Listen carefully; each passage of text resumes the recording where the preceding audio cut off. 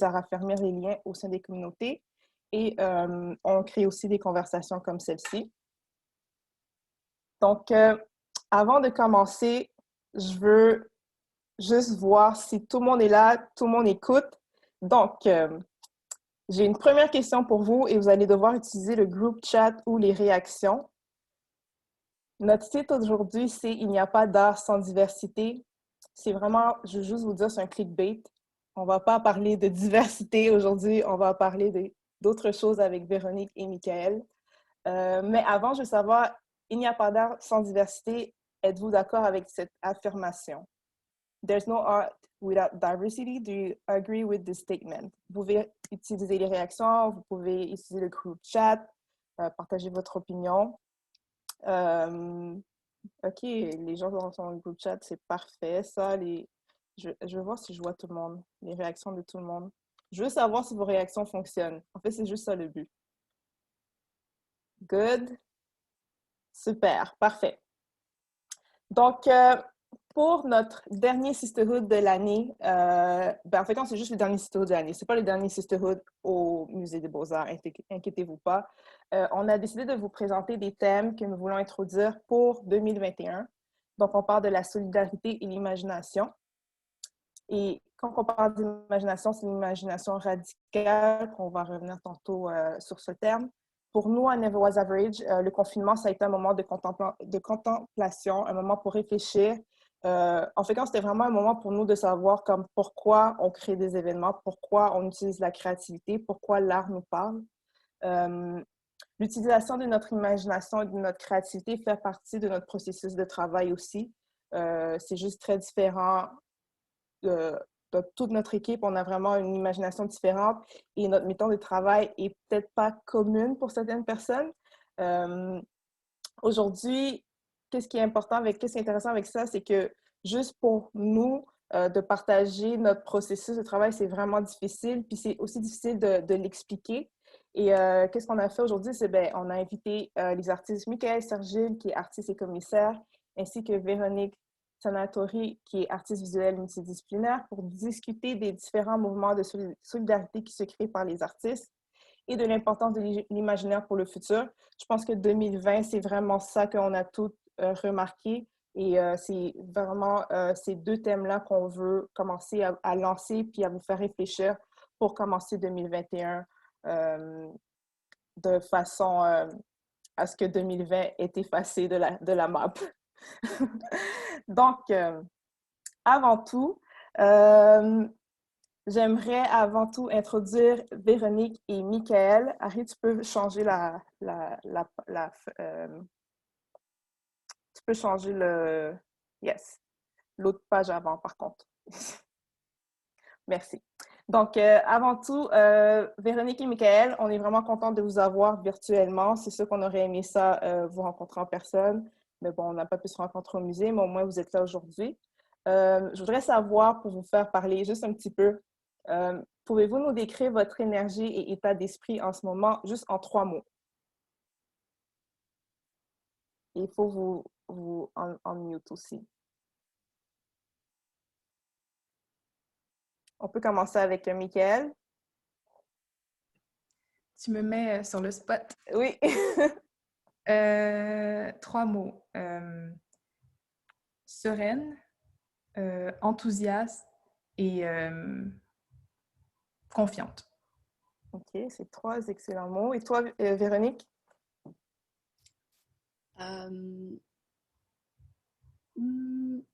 Relax. 3 mots. Tu peux faire relax x3. Ça fait 3 mots. Relax, pas 3. Non, mais Voilà. tout ce que je veux dire, c'est plus de 3 mots. Je suis contente de connecter avec des gens. Parfait. Niti, en 3 mots, ton énergie?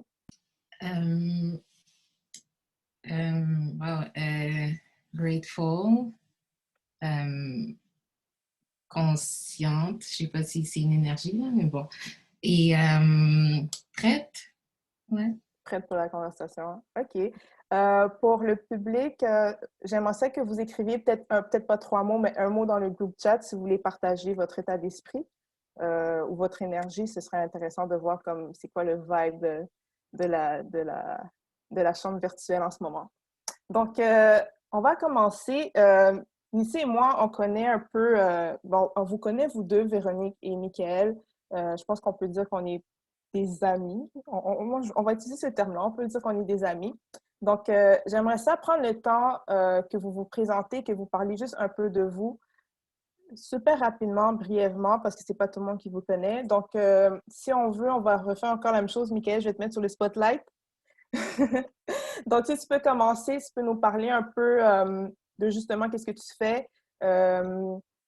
C'est quoi comment tu es venu à la réalisation que tu voulais devenir une artiste et une commissaire aussi dans ce cas-ci. Et aussi, juste nous parler un peu de toi super rapidement. Puis après ça, Véronique, tu pourras aussi te présenter. Oui, donc ben moi c'est Michael. Je suis artiste et commissaire et honnêtement, pour devenir artiste, je pense que c'est quelque chose qui m'a toujours travaillé l'esprit, mais étant haïtienne, avec des parents haïtiens, je me disais toujours, bon, il faut que je me trouve une carrière qui a du sens, une carrière qui va me ramener de l'argent. Puis j'ai tout de suite pensé à l'art-thérapie, mais en allant de plus en plus loin dans mes études en art, j'ai réalisé que finalement, c'était une voie qui m'interpellait beaucoup plus. Donc, je suis restée en art et tout va bien, toute ma famille est heureuse et m'appuie complètement. Donc, je travaille principalement le textile et je remets en question finalement les archives euh, en fouillant dans nos histoires, en re-questionnant plusieurs auteurs et autrices qui ont marqué nos histoires. Et je les retravaille avec le textile en réutilisant finalement le lexique du tissage. Puis, je suis aussi commissaire. C'est une chose que j'aime beaucoup faire. J'aime beaucoup connecter avec d'autres artistes et j'aime beaucoup lire vu que je travaille dans les archives. Donc, ça fait en sorte que j'ai quand même quelques connexions que je fais autant avec l'histoire qu'avec les artistes contemporains. Puis, je travaille aussi en tant que commissaire et chargée de projet pour une plateforme qui s'appelle Migriventa que j'aime beaucoup et que je vous invite à suivre. On a d'ailleurs une campagne de financement qui continue, donc ça vaut la peine de nous suivre. Parfait, merci Michael. Et toi, Véronique? Pour commencer, j'aimerais ça vous remercier de m'avoir aujourd'hui. Je suis contente de pouvoir partager un peu aujourd'hui. Oui, donc je suis une artiste visuelle. Je viens de Gatineau, Québec. J'ai habité à Montréal pendant plusieurs années. J'ai étudié, j'ai fait mon bac là à Concordia en studio art. Puis c'est ça, ça fait à peu près 4 ans que je suis à Toronto. Je suis déménagée ici pour faire ma maîtrise en art visuel à York University. Donc c'est ça, depuis ce temps-là, je m'établis un petit peu plus dans ma communauté ici. Donc c'est ça, je suis une artiste visuelle. Je spécialise un peu plus dans la sculpture. C'est quelque chose qui est beaucoup plus engageant selon moi. Ou juste dans ma propre pratique, j'ai une pratique très matérielle. J'apprécie beaucoup le rapport euh, euh, entre matériel et artiste. Donc vraiment comme penser et fabriquer en même temps. Donc, c'est vraiment une question de l'idéologie du processus, de la méthodologie. Ça m'intéresse beaucoup, surtout en lien avec mes racines japonaises et les méthodologies japonaises, justement, les idéologies esthétiques. C'est des thèmes qui reviennent dans mon travail beaucoup. Merci Véronique pour votre introduction. Merci Michael aussi. Donc, je pense que c'était vraiment intéressant qu'on l'entende de vous-même, de qui vous êtes aujourd'hui. Donc, qu'est-ce qu'on va faire? C'est qu'on va présenter 2 œuvres. Donc, la première œuvre, ça va être celle de Michael. On peut changer, Harry, tu peux changer l'autre écran. Parfait. Donc, ça, c'est l'œuvre de Michael. Michael, je ne sais pas si tu veux rajouter quelques petits trucs. Moi, j'ai choisi comme juste 2 œuvres, puis c'est les 2 œuvres que j'avais déjà vues. Si je peux rajouter juste peut-être 2 petites lignes pour chacune des œuvres pour juste mettre en contexte ce que les gens regardent. Et Véronique, j'ai aussi une œuvre qu'on va présenter pour toi tantôt, puis après ça, on va commencer la conversation ensemble.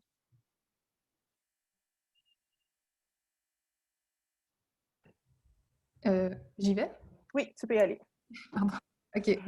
Oui, donc la première œuvre est inspirée de l'ouvrage Peau noire, masque blanc de Frantz Fanon, qui est un auteur qui est très, très, très lu. Et en fait, j'ai fait la même chose. C'est un des premiers ouvrages que j'ai lu en arrivant à l'université et je l'ai re-questionné, je l'ai lu à maintes reprises et j'ai créé un système de codification pour pouvoir tisser l'ouvrage de Frantz Fanon. Et ça m'a quand même permis de découvrir aussi une auteure qui s'appelle Mayotte Capécia, qui est à la droite, qui est l'autre œuvre à côté. Et Mayotte Capécia, qui était une autrice, qui est une autrice martiniquaise qui est décédée. Et Frantz Fanon en a fait une critique assez forte et assez violente dans son ouvrage Peau noire, masque blanc. Et c'est une autrice qui l'a critiquée de façon assez, comme j'ai dit, assez violente. Puis j'ai voulu justement rechercher un petit peu plus sur cet artiste, sur cet auteur. Et c'est en fouillant un petit peu plus sur cet auteur que j'ai réalisé qu'il y avait beaucoup d'autres femmes qui s'étaient indignées par rapport à la critique de Fanon. Et j'ai pu faire une autre œuvre à partir de cette critique, puis à partir de plusieurs passages de ces autres auteurs. Merci, merci, Mickaël. J'ai eu la chance de voir les deux œuvres en vrai, puis pour de vrai, quand on parle de genre, imagination, c'est vraiment magnifique ce que tu fais, puis en tout cas, je suis juste vraiment contente de t'avoir parmi nous. Véronique, on va te présenter, on va partager une de tes œuvres. Harry, tu peux changer? Oui. Donc, Véronique, si tu veux glisser quelques mots sur qu'est-ce qu'on regarde en ce moment. Oui, donc ça, c'est mon œuvre de la fin de mon bac, de ma maîtrise, pardon. Donc, c'est mon projet de thèse. C'est un jardin. Donc, dans le fond, j'étais vraiment inspirée par les pratiques de méditation japonaises qui sont vraiment en lien avec l'espace et la forme et le vide aussi. Donc, c'est vraiment comme créer une balance entre les deux. Puis, créer un espace pour méditer à travers, voyons comment on dit, staring. Donc, en regardant, en identifiant les formes et le vide, c'est une façon de créer une méditation, une relaxation. Donc, c'est vraiment l'idée de départ qui est vraiment venue ce travail. Et puis, j'ai inclus beaucoup de céramique dans mon travail. C'est vraiment, ce projet-là était vraiment le début de mon intérêt mon intérêt dans la céramique. Donc, vous m'excuserez pour mon français, ça fait longtemps que j'en parle pas à tous les jours. Donc, c'est ça, c'est vraiment le processus de céramique en soi, c'est vraiment un échange entre le matériel et la personne. Donc, c'est comme un rapport d'échange parce que la céramique ou l'argile, c'est vraiment un matériel qui est très difficile, qui est très têtu, on pourrait dire. Donc, pour la former en certaines formes, pour fabriquer certaines choses, c'est comme vraiment un dialogue qui se passe entre les deux. Puis, le processus en soi devient méditatif aussi. Donc, c'était vraiment important que la création de cette œuvre et en même temps que le produit de cette œuvre soit symbiotique. Donc vraiment, c'est ce qu'on voit ici. Puis c'est vraiment justement un peu comme un landscape qu'on peut marcher à travers, puis prendre son temps, se promener, puis découvrir. Ouais, c'est vraiment magnifique. Puis j'aime le fait que tu as utilisé le mot méditatif. C'est un peu ça comme si je me dis, comme si on marche autour, on réfléchit, puis on regarde, puis on pense, puis c'est vraiment une méditation, mais en marchant. Fait que merci d'avoir partagé. Avant qu'on poursuive avec Niti, je veux juste vous dire que la première partie de la conversation, Ça va être vraiment comme une conversation entre les artistes et Mitzi et moi. Et par la suite, on va prendre des questions du public et on va terminer avec une discussion ouverte avec tout le monde. N'hésitez pas, si vous avez des questions, vous pouvez le mettre dans le groupe chat. On va voir si on peut quand même prendre des questions entre-temps. Donc, j'espère que vous êtes prêts à commencer. Harry, tu peux fermer le PowerPoint. Merci beaucoup. Et Mitzi, je te lance la parole. Merci. Donc, vu qu'on parle d'imaginaire aujourd'hui, j'aimerais débuter la conversation avec la définition du mot imaginaire que je vais vous lire à l'instant. Donc, l'imaginaire peut être défini sommairement comme le fruit de l'imagination d'un individu, d'un groupe ou d'une société produisant des images, des représentations, des récits ou des mythes, plus ou moins détachés de ce qu'il est d'usage de définir comme la réalité. Et l'imagination, c'est la faculté que possède l'esprit de se représenter des images ou d'évoquer les images d'objets déjà perçus. Donc, si on se fie à cette définition, ma première question pour vous, les filles, ça serait quel rôle l'imaginaire joue-t-il dans votre pratique? Et peut-être pour guider votre réponse, une question serait qu'est-ce qui inspire votre démarche? Donc, je ne sais pas si c'est assez clair pour vous. C'est sûr qu'on est dans le thème de l'imaginaire, donc c'est quand même assez vaste. Donc, je vous laisse la place pour vos réponses. Je ne sais pas qui veut commencer dans vous deux. Je vais peut-être y aller avec Michael, si tu veux commencer. Vous vous êtes entendu pour que ce soit toujours moi, hein? Mais qu'est-ce que je pourrais dire? Ben, ce qui inspire souvent mes œuvres, comme je l'ai dit déjà au préalable, c'est vraiment les archives. Je trouve qu'il y a vraiment beaucoup de choses à apprendre de notre histoire. Et c'est aussi une erreur qui, je considère, qui est continuellement répétée, où on a tendance à créer de nouvelles choses en se disant on est les premiers ou les premières à le faire, mais au final, il y a tellement de contenu dans nos histoires, il y a tellement de choses qui ont déjà été faites par nos prédécesseurs, puis que finalement, moi, c'est vraiment juste d'apprendre de ces histoires, mais aussi de les re-questionner. Donc oui, c'est de créer quelque chose, un nouveau narratif, mais c'est quand même de m'inspirer de ce qui a déjà été créé et de comprendre finalement où toute cette histoire nous a menés aujourd'hui. Puis c'est ce que je fais avec les archives, avec Fanon, avec Capecia, avec Maya Angelou, avec beaucoup de personnes inspirantes et d'histoires qui nous ont menés à ce que nous sommes aujourd'hui. Merci pour ta réponse. Véronique? Oui, pour moi, je pense que l'imaginaire, ça prend quand même une grosse partie de mes œuvres. Je pense que quand je pense à quelque chose de nouveau, quelque chose que je veux faire, c'est comme je pose une question. C'est comme poser une question qui vient d'une imagination, de mon imagination. Puis, c'est de poser voyons, c'est poser comme un futur, poser des nouvelles... c'est ça, c'est vraiment comme imaginer un futur hybride, surtout pour moi, parce que mon background,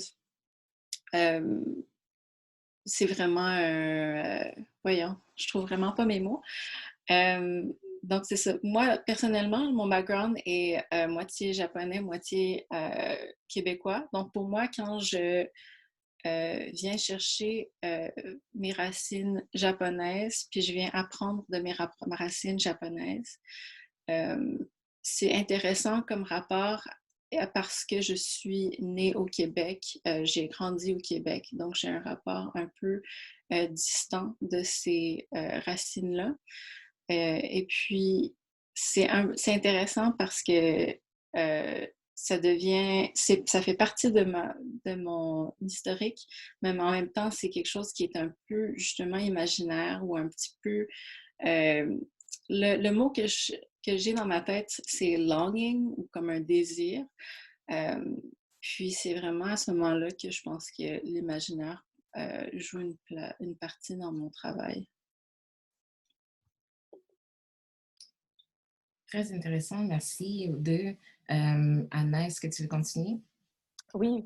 Comme on a vu tantôt, donc, les deux œuvres qu'on a présentées, en fait, les trois œuvres, dont Michael en avait deux, vos installations prennent de la place. Vos pièces interagissent avec leur environnement. Donc, quand on parle d'environnement, c'est l'espace et le public. Et c'est des œuvres qui ne sont pas rigides ou traditionnelles, contrairement à l'art que j'ai vu, moi, en grandissant. Pour moi, quand je pensais à l'art, c'était vraiment juste des peintures. Même la photographie, quand j'étais plus jeune, c'était pas de l'art, mais là, je suis plus grande et je sais plus. Mais j'aimerais savoir pour vous, c'est quoi votre vision de la tangibilité?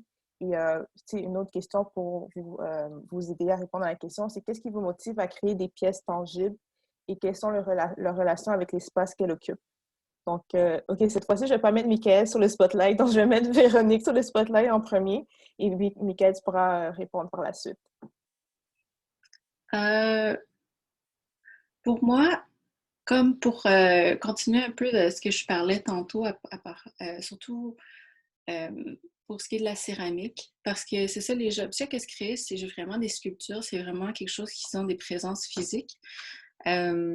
Puis, pour citer une méthodologie ou une idéologie, pardon, qui joue beaucoup dans mon travail ou dans mon processus tout ce qui est céramique, surtout parce que justement, c'est vraiment la voie que je prends en ce moment. Donc, c'est vraiment quelque chose auquel je pense beaucoup. C'est l'idéologie du wabi-sabi. Donc, c'est vraiment une idée de non-permanence. Donc, vraiment comme les objets qui sont... Il n'y a pas de permanence, puis il y a toujours une détérioration, une certaine mesure de détérioration ou de changement qui arrive aux objets ou à n'importe quoi. Puis, cette détérioration ou cette non-permanence, c'est vraiment l'aspect qui devient intéressant à propos de ces objets-là. Donc, l'historique de cet objet-là vient de vraiment jouer une partie de son identité. Donc, pour donner un exemple plus spécifique, je parle souvent d'un des gros vases que j'avais créé. C'est un immense vase qui fait partie de cette installation-là.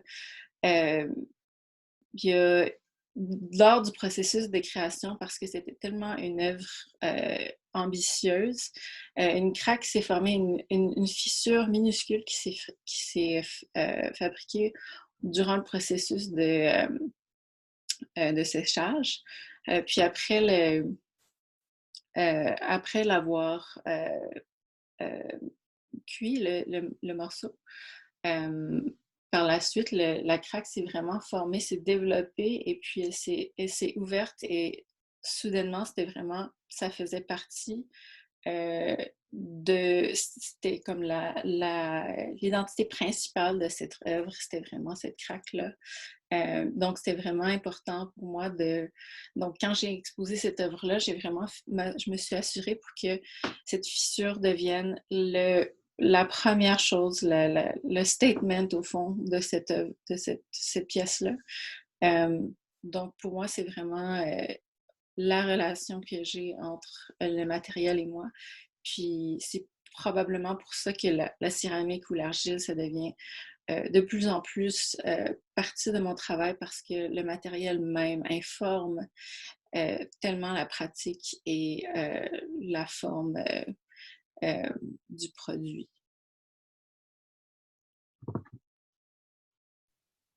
Merci, Véronique. Michael, est-ce que tu veux y aller? Ouais. Je pense que ce qui m'attire beaucoup au fait de faire des installations, c'est d'occuper un espace. Puis je trouve quand même que si, par exemple, une artiste crée une œuvre puis que l'artiste n'est pas nécessairement présent ou présente dans la salle, son œuvre porte un discours. Puis je trouve que par le travail que je fais, c'est quand même de re-questionner des discours qui sont assez forts et qui sont politiques.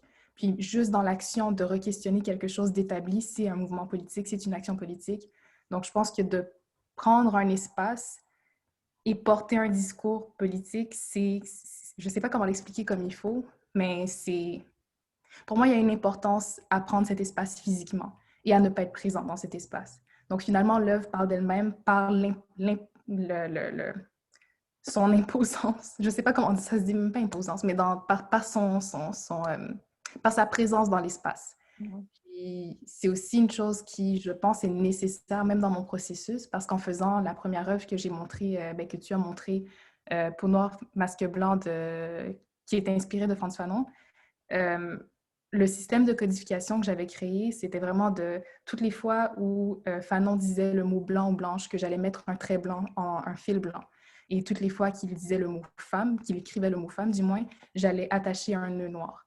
Puis toutes les fois que c'était un discours qui était inclusif, ça allait être un fil qui est très mince dans le tissage. Puis si c'était un discours qui n'était pas inclusif, qui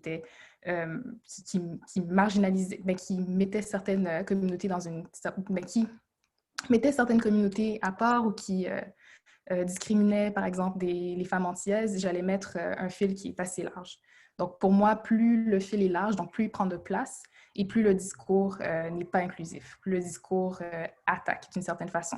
Puis, pour moi, de le mettre vraiment dans un énorme tissu, puis de le mettre dans l'espace, c'était aussi une façon de voir finalement toutes ces fois où le discours n'était pas inclusif, toutes ces fois où les femmes étaient mentionnées dans cet ouvrage, chose qui est très, très, très, très, très rare.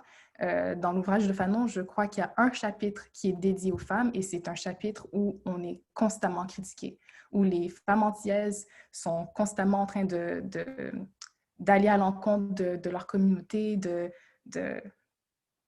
c'est plusieurs choses que j'aurais jamais nécessairement réalisées. C'est sûr qu'en ayant lu Fanon, c'est des choses qui sont claires, mais de le voir dans un espace, de le voir physiquement dans un espace, c'est aussi de prendre conscience de l'ampleur de ces mots, c'est prendre conscience de la quantité finalement de temps qu'a mis Fanon dans cet ouvrage pour certaines communautés. Est-ce que les femmes antillaises ont un discours qui est, bon, moi aussi je vais dire des mots en anglais, moins valuable, moins pertinent, moins... qui nécessiterait moins d'être écouté. C'est vraiment plusieurs questions que je me suis posées et que je ne sais pas si j'aurais posé toutes ces questions-là si je n'avais pas créé cette œuvre. Puis je pense aussi que c'est une chose qui a été assez frappante pour n'importe qui parce que dès le moment où on rentre dans la salle et qu'on comprend le système de codification, on n'a pas besoin de lire le livre pour comprendre qu'il y a des lacunes dans l'ouvrage. C'est vrai, c'est vraiment intéressant ce que tu dis. Puis, tu vois, le livre, je ne l'ai jamais lu encore. C'est comme c'est encore devant moi, je dois le lire. Mais là, le fait que tu en as parlé, je vais le lire d'une différente façon, c'est sûr. Ça me ramène un peu à poser une autre question. J'ai trouvé un genre de quote de Gertrude Senskis. C'est une professeure de l'art théorie. Donc, elle a dit « Making art is quite often a slow process ». Donc, en fait, ma question, puis je pense que vous avez un peu partagé, donc on va aller dans la même direction. Comment votre pratique continue-t-elle d'évoluer à travers le temps? Et est-ce que vous pouvez présenter un comparatif entre le début de votre carrière, donc quand vous avez commencé à être artiste, maintenant, et qu'est-ce que vous voyez dans le futur? Donc, un peu pour aller, on commence du passé au futur, si vous voulez partager. Je ne sais pas si, Michael, tu veux continuer puisque tu étais déjà là. Puis après ça, Véronique, tu pourras poursuivre. OK. Donc, la question serait s'il y a une différence, si on constate une différence entre notre pratique avant et c'est sûr que oui. C'est sûr que oui. Je pense que la différence, sincèrement, entre ma pratique avant et maintenant, c'est que mes champs d'intérêt ont changé. J'avais un besoin vital de parler de choses qui étaient non questionnables, qui étaient, ou du moins peu questionnées. Puis maintenant, je pense que ce qui m'intéresse vraiment le plus, c'est de pouvoir revenir un peu à mes racines, de revenir à mon pays, à Haïti. Puis c'est un pays que j'ai un contact qui est très mince avec ce pays parce que j'ai quitté Haïti il y a très, très, très longtemps. Puis je sais pas, j'ai quand même un désir de découvrir un peu plus sur mon pays. J'ai un désir de finalement aller chercher ces archives, mais qui viennent de là et qui ne viennent pas nécessairement d'ailleurs. Puis même si le travail que je fais avec d'autres communautés, d'autres pays, ça reste que c'est un travail qui me concerne aussi, puisque je suis afrodescendante, mais d'avoir vraiment les racines de mon pays explique beaucoup plus de choses aussi pour moi. Puis je pense que surtout avec 2020, on est dans une période où tout est lourd et on est dans un épuisement général. Donc, de pouvoir retourner à mes racines, c'est aussi une façon de me ressourcer, c'est une façon d'aller un peu mieux, puis d'être aussi dans un échange constant avec ma famille, avec mes parents, puis d'être capable de poser des questions sur nos histoires, poser des questions sur le passé d'Haïti et pouvoir avancer de cette façon-là et de me faire du bien en même temps. Donc, je pense que c'est peut-être ça qui a changé un peu. OK. Merci. Et toi, Véronique, est-ce que tu vois justement une différence entre pendant que tu étais étudiante, en fait, et jusqu'à aujourd'hui? Oui, oui, évidemment, c'est sûr que ça arrive. Il y a une claire évolution entre mon travail d'avant et aujourd'hui. Je dirais que ben, au départ, j'étais vraiment plus... j'ai été introduite à l'art à travers le dessin et la peinture. Donc, c'est vraiment beaucoup plus un travail bidimensionnel. Euh, que j'ai été avec c'est ces talents-là qui m'ont vraiment introduit à l'art, mais c'est vraiment lorsque j'étais étudiante au bac que j'ai vraiment découvert que le rapport justement entre objets ou entre formes, c'était vraiment beaucoup plus interpellant pour moi. Euh, Puis c'est ça, j'ai commencé à m'intéresser à la sculpture, surtout justement entre rapport-objet.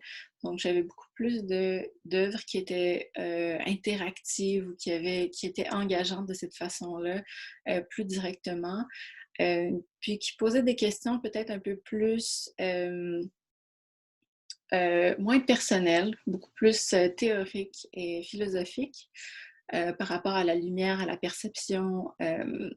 Puis plus récemment, à travers mon processus de rapprochement entre mes grands-parents au Japon, c'est ça, mes visites avec eux, aussi justement tous les mouvements identity politics qui sont tellement présents aujourd'hui, c'est sûr que ça nous permet d'être un peu plus introspectif par rapport à nos propres backgrounds et nos propres identités. Puis, donc, c'est ça, de cette façon-là, j'ai commencé vraiment plus à m'intéresser à introduire ça dans mon travail. Peut-être pas d'une façon aussi directe, mais c'est peut-être un peu plus dans justement la méthodologie, donc la façon que je travaille. Donc, la pratique que j'avais dans le temps, c'était beaucoup plus idée, exécution. Maintenant, le travail se fait peut-être un peu plus intuitivement et c'est beaucoup plus par rapport au processus qui devient vraiment l'importance, aussi important euh, que ce l'était avant. Super, merci beaucoup d'avoir partagé. Ici, je te lance la balle virtuelle. Merci. Donc, nous nous retrouvons, je pense, généralement tous, parfois au milieu d'un monde qui ne reflète pas nécessairement notre propre monde. Je peux dire ça personnellement, mais je pense qu'un des avantages de l'imaginaire, c'est de pouvoir justement créer un monde dans lequel on est accepté, si on peut dire. Puis je pense que plus concrètement pour les artistes, on se retrouve souvent dans des mondes artistiques qui ne reflètent pas nécessairement nos valeurs ou ce qu'on veut promouvoir ou ce qu'on exerce dans nos pratiques. Donc, en lien avec ça, quelles sont vos réflexions personnelles par rapport au monde dans lequel vous vivez et le monde imaginaire? Donc, le monde que vous imaginez pour vous, pour les gens qui voient votre art, etc. Donc, comment ça se manifeste pour vous en tant qu'artiste?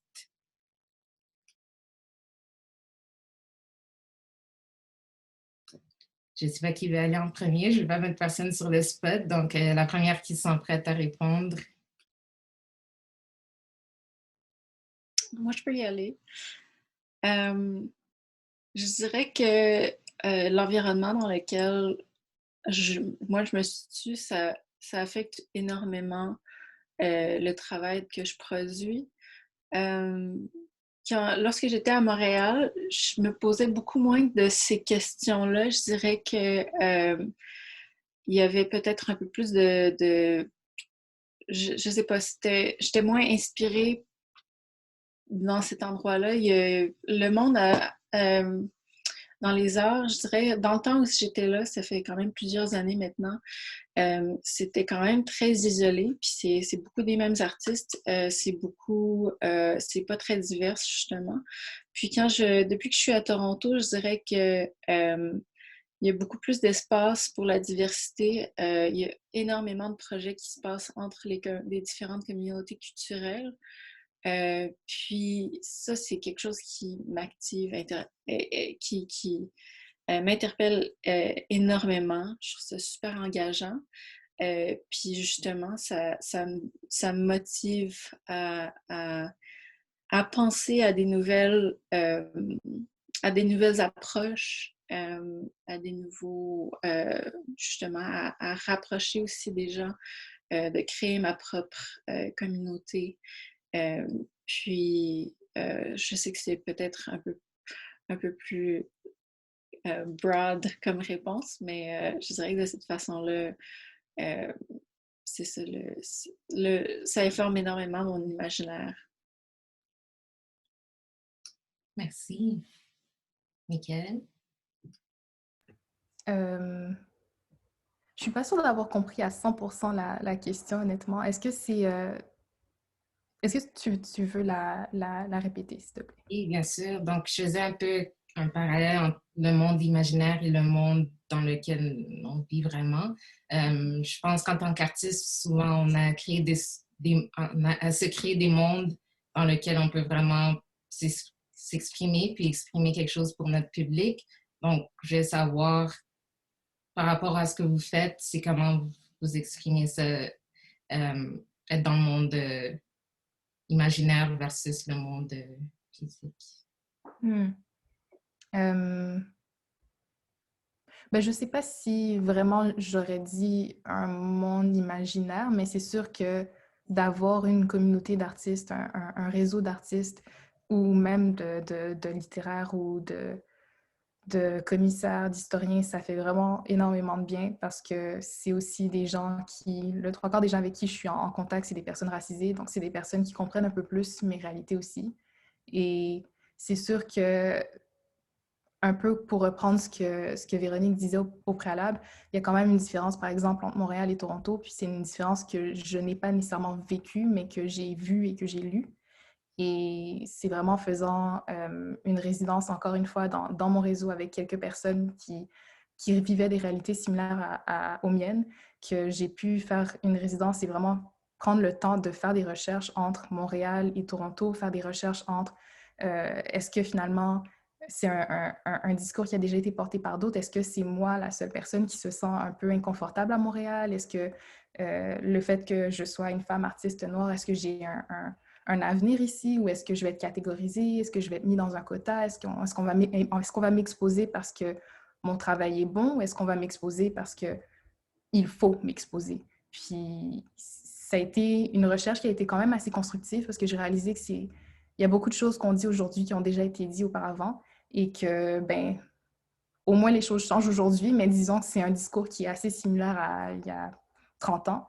Puis, je sais pas, je pense vraiment que vu que les choses changent, je me sens de plus en plus confortable à Montréal et ce monde imaginaire, si on pourrait dire, ou bien ce monde où j'étais dans un réseau d'artistes et de commissaires, de personnes qui me rendaient confortable, commence à grandir de plus en plus parce que je réalise qu'il y a beaucoup plus d'alliés qui rentrent en compte, chose que je considère qu'il n'y avait pas avant et qui me donnait beaucoup envie d'aller à Toronto comme Véronique, mais j'aime beaucoup Montréal, puis j'aime aussi le fait que les choses changent en ce moment et le fait que ce réseau se construit au fur et à mesure et grandit. En fait, ça m'amène à notre prochaine question, puis j'aime que vous avez comme vous-même introduit les collectifs d'artistes et les réseaux d'artistes. J'aimerais ça savoir, puis je sais que chacun de vous deux, vous faites partie d'un collectif. Donc, en fait, j'aimerais ça que vous preniez juste un moment pour parler de vos collectifs respectifs, Et vous avez déjà répondu à ma question, donc je pense que qu'est-ce qu'on va faire, c'est qu'on va juste je veux juste que vous parliez de votre collectif et que vous parlez aussi de l'importance d'appartenir à une communauté d'artistes. Michael t'en a parlé un peu, Véronique t'en a parlé un peu, mais si vous pouvez en parler un peu plus en détail, puisque personnellement, vous faites partie de collectif, ce serait intéressant de savoir qu'est-ce que vous en pensez. Je ne sais pas qui va aller en premier. Moi, c'est. Oui. Oui, donc c'est ça, j'en ai pas vraiment parlé encore, mais je fais aussi partie d'un collectif, on s'appelle XVK. C'est nos initiaux. On s'introduit comme un Asian Pop Girl Band, donc un groupe de musique asiatique pop. Puis, on fait pas de musique, en fait, on est vraiment un collectif artistique de ce côté-là, donc on produit tout ce qui vient autour d'un band, donc des photoshoots. La majeure partie, c'est des musiques vidéo, donc des vidéos de musique qui n'ont pas de son, donc c'est complètement silencieux. Puis, c'est vraiment en fabriquant ce contenu-là qu'on subvertit un peu les stéréotypes de filles asiatiques cute. Puis, c'est ça, tout ce qui vient autour de vraiment critiquer la machine, l'industrie aussi de musique, surtout en ce qui vient du K-pop et cette production-là. Donc, c'est vraiment beaucoup plus, comment qu'on dirait, c'est plus graphique comme contenu, puis c'est beaucoup plus activiste, politiquement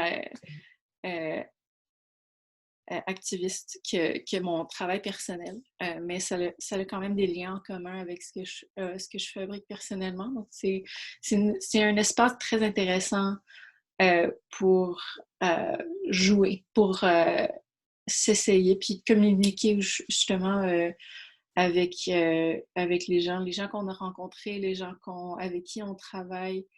Dans mon milieu collectif, c'est super intéressant. Puis c'est beaucoup des personnes, des femmes racisées surtout avec qui on travaille.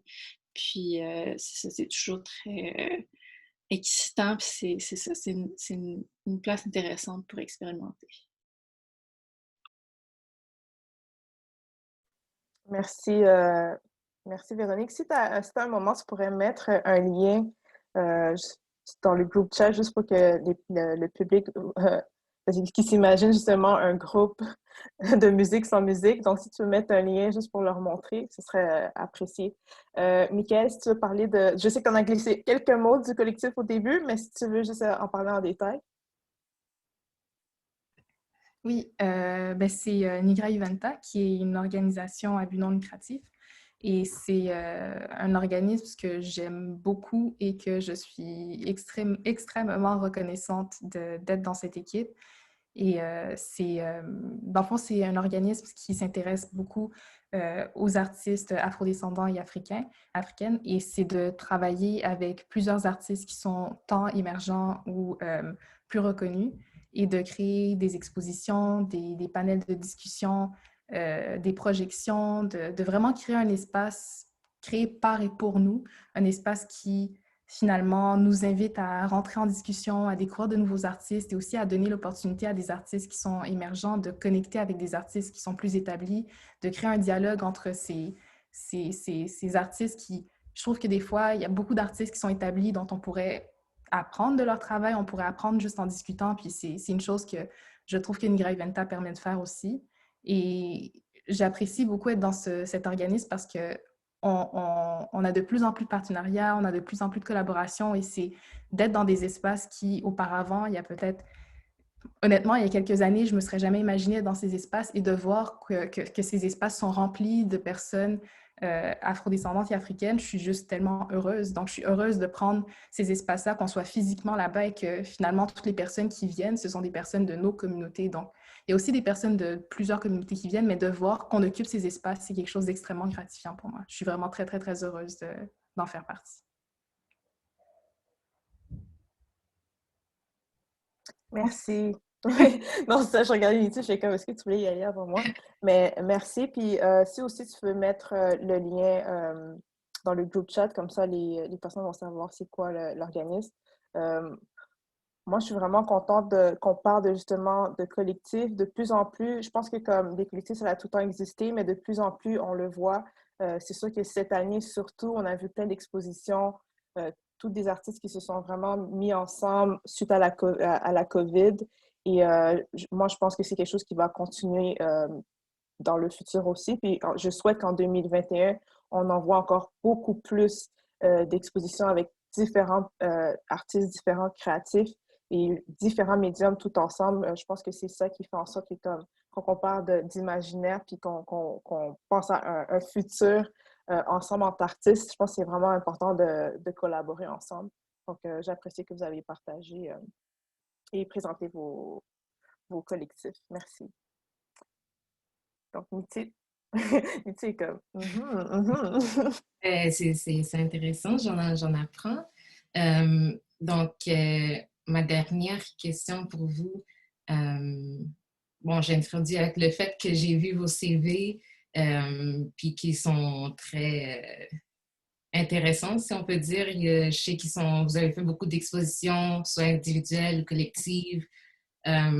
Puis avec tout ce qu'on a entendu sur votre travail aujourd'hui, et en faisant référence au thème de la conversation, donc qui était les mouvements de solidarité qui se créent par les artistes et l'importance de l'imaginaire pour le futur. Ma dernière question pour vous serait, jusqu'où s'étend votre vision du futur par rapport à vos ambitions? Donc, quelle serait la vision la plus excentrique pour vous si on considère tout ça?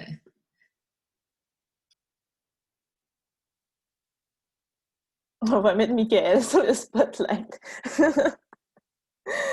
Michael, est-ce que tu veux répondre? Je suis encore en train d'y réfléchir. Ok, Véronique, est-ce que tu veux répondre?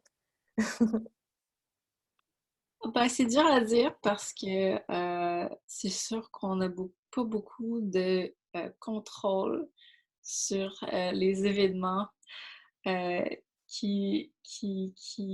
c'est ça qui se passe, mais euh, j'ai quand même, d'un côté plus personnel, je dirais que ça va, c'est vraiment, je vois vraiment mon évolution, justement, se diriger vers euh, où mes ambitions se situent. Donc, c'est vraiment comme je suis en ligne euh, vers, vers ces futurs-là.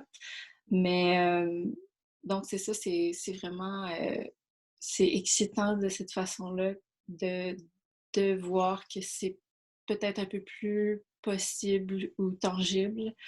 Puis, je pense que aussi de justement agrandir mon réseau, puis de justement m'inspirer des gens qui m'entourent, puis de leur travail, de leurs ambitions et de leurs accomplissements. Ça devient beaucoup plus tangible. Puis ça devient vraiment euh, une question d'entraide, puis de support. Puis c'est ça, c'est vraiment, c'est vraiment difficile d'être artiste quand on n'est pas justement dans ce genre de communauté-là. Puis c'est vraiment une question de reconnaître à quel point sa propre carrière dépend de justement les gens qui nous entourent et qui nous supportent. Puis de ce côté-là, je dirais que je suis, j'ai un regard positif.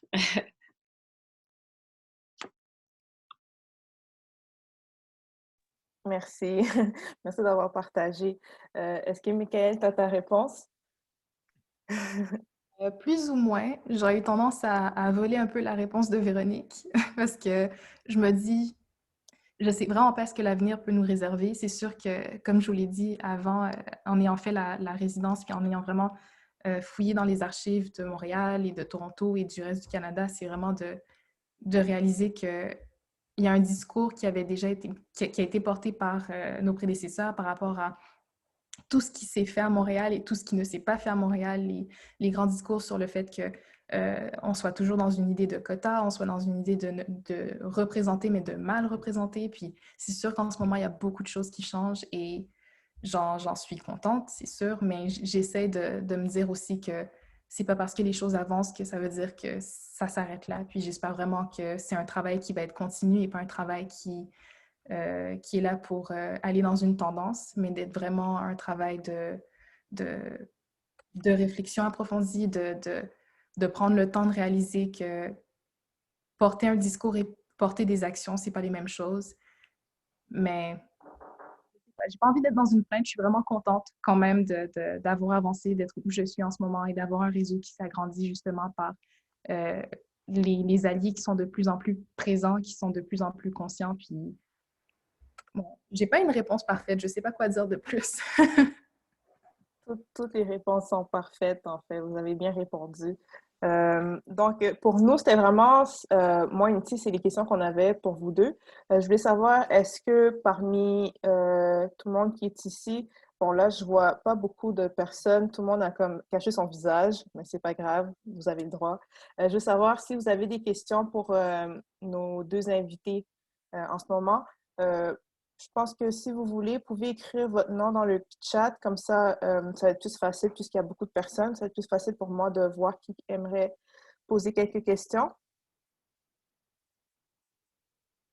Donc, est-ce que vous avez des questions? Sinon, je sais que nous, on avait demandé, on avait quelqu'un qui avait posé des questions pour vous, donc je pourrais les poser tantôt. Donc, il y a des gens qui sont apparus. Donc, est-ce que c'est parce que vous avez des questions pour Michael ou Véronique? Et n'hésitez pas, vous pouvez parler en anglais aussi si vous avez la question en anglais, ça ne dérange pas. Céline? Ouais, je réagis un peu à la question que tu viens de demander. Une des grandes questions, des grands événements du futur qui est vraiment, on est déjà dedans, c'est l'environnement. Puis tout ce qui se passe à ce niveau-là.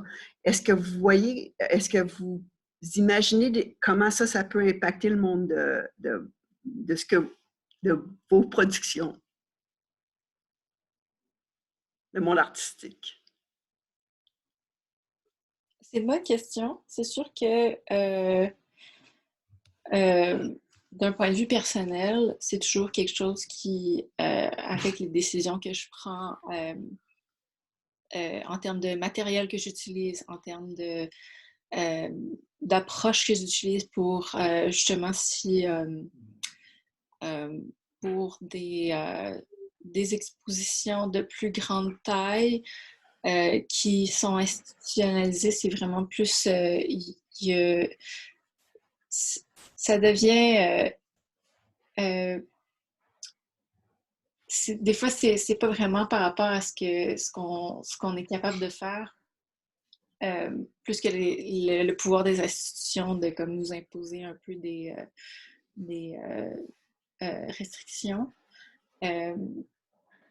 Plus spécifiquement, je veux dire, comme quand on expose des installations de la taille de l'œuvre qu'on a montrée aujourd'hui, c'est une très grande œuvre. Puis, j'imagine que beaucoup des expositions de cette taille-là ou plus grandes, souvent, les institutions vont justement recréer ces œuvres-là. Puis c'est ça, c'est sûr qu'on ramène des œuvres. Quand c'est plus installation, je dirais qu'il y a beaucoup de matériel qui est reproduit plutôt que réutilisé. C'est là où j'essaie de m'en venir. Donc, de ce côté-là, je fais un peu plus mes efforts pour essayer de réutiliser le matériel, réutiliser ce que j'ai déjà. Puis, c'est ça, utiliser des matériels qui sont plus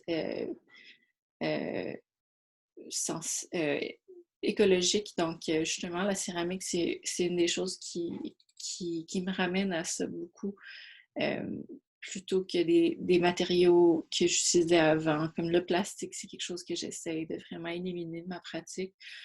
Tandis que le bois et la céramique, c'est vraiment des matériaux auxquels je retourne. Donc, c'est ça, d'un côté plus personnel, c'est des petites choses qu'on peut faire. C'est sûr qu'une question plus de taille, c'est sûr que c'est des choses on n'a pas toujours beaucoup de contrôle, surtout sur les grandes institutions ou sur tout ce qui est tout le monde commercial ou tout l'aspect commercial des arts. Ça, c'est comme très capitaliste, puis c'est sûr que ça devient quelque chose qui est un peu hors euh, de, de notre contrôle.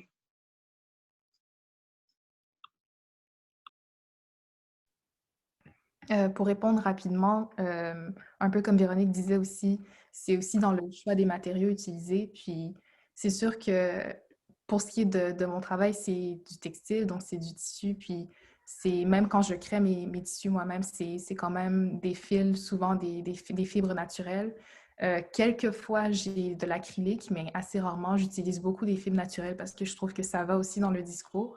Puis sinon, je réutilise aussi beaucoup de mes matériaux. J'ai vraiment énormément de fils un peu partout chez moi et au studio et j'utilise ces mêmes fils, je les réutilise constamment. Puis même mes cheveux, sincèrement, je les coupe et je les garde parce que je me dis un jour, je vais faire un gros tissage avec mes cheveux puis ça va être monumental. Donc là, j'ai des sacs de cheveux chez moi. C'est vraiment dégueulasse à dire, mais ça va servir éventuellement. Mais je fais attention à mes matériaux. Ça, on devient tous des collectionneurs. Puis ça devient une question d'entreposage. Hein? Ouais. Merci Céline pour ta question. Donc, j'ai deux questions. Je vais commencer avec celle de Josh qu'on avait reçue par email. Je vais la poser en anglais et en français. How have you built community amidst a pandemic? Comment avez-vous construit une communauté au milieu d'une pandémie? Bon, je pense que vous avez un peu répondu tantôt, mais je vais rebondir avec la question de Naïka qui est est-ce que la pandémie a affecté votre travail positivement ou négativement? Donc, je ne sais pas si vous pouvez répondre à la question ensemble, peut-être. Oui. C'est ça, pour moi, j'ai été vraiment... je dirais que j'ai été chanceuse parce que ben c'est sûr que j'ai perdu mon emploi puis je travaillais pas. Sauf que ça m'a permis d'avoir plus de temps pour mettre dans mon propre dans ma pratique artistique. Puis c'est ça, j'ai eu la chance d'acquérir un garage que j'ai transformé en atelier ou en workshop. Puis ça m'a permis de justement agrandir un peu la taille ou la possibilité de ce que je pouvais faire. Puis j'en ai vraiment profité, puis j'ai vraiment pu euh, prendre le temps et l'espace que j'avais besoin pour pouvoir continuer à focuser sur mon travail. Donc pour moi, de ce côté-là, euh, c'était quand même très chanceux. Mais c'est ça, je dirais que côté communauté, c'est sûr que c'est vraiment, c'était vraiment moins, c'est c'est beaucoup moins présent dans ma vie tous les jours maintenant. C'est sûr qu'il y a beaucoup de projets qui se passent virtuellement, que j'essaie de participer, puis on, on réussit à se rassembler de cette façon-là. Sauf que je dirais que c'est ça pour moi personnellement, c'était vraiment plus une expérience introspective, puis solitaire. Ouais.